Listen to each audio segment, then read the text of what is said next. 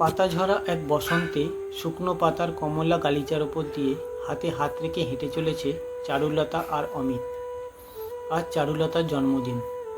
চারু, মনে পড়ে বৃষ্টিস্নাত সন্ধেবেলা আজকের দিনেই একে অপরকে দেওয়া অঙ্গীকারের কথা? মনে নেই আবার?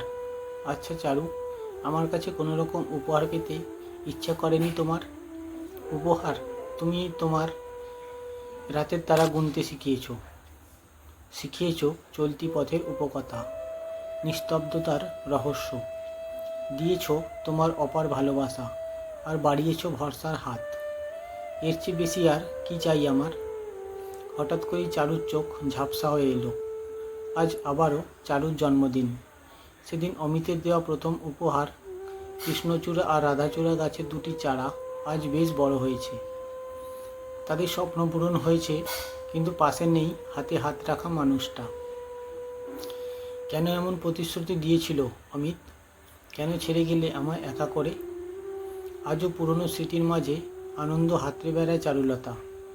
অমিত প্রতিশ্রুতি ভাঙার ছেলে নয়। সেদিন যদি লরি চালক ঘুমিয়ে না পড়তো, তাহলে অমিত আজকেও চারুর পাশে থাকতো। জন্মদিনে দেওয়া অমিতের সেই উপহার আজও আছে, কিন্তু নেই সেই পাশে থাকার মানুষটি। পাল্টে গেছে শহরের মানুষগুলো। ব্যস্ততার ধূসর বাদামি ছোঁয়ায় আচ্ছন্ন আজ এই শহরের অলিগলি। অমিত বলেছিল, একদিন হয়তো আমরা থাকবো না চারু, কিন্তু থেকে যাবে এই কাজ দুটো।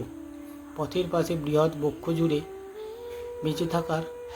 বেঁচে থাকবে আমাদের ভালোবাসার প্রতীক রূপে। আমাদের মতো ভালোবাসার মানুষগুলোর মাথার ওপর ছায়া হয়ে দাঁড়াবে ওরা। হ্যাঁ, সেই স্বপ্ন আজ সত্যি হয়েছে, কিন্তু স্বপ্নের ফেরিওয়ালা আজ নেই। বুকে পাথর রেখে চারুলতা বলে উঠল, যদি অধিমহাবিশ্ব বলে কিছু থাকে, তবে আবারও তোমার সাথে দেখা করতে চাই, অন্য এক মহাবিশ্বে। কিন্তু একটা নতুন গল্প, নতুন চরিত্র আর একটা সুখদায়ক সমাপ্তি নিয়ে।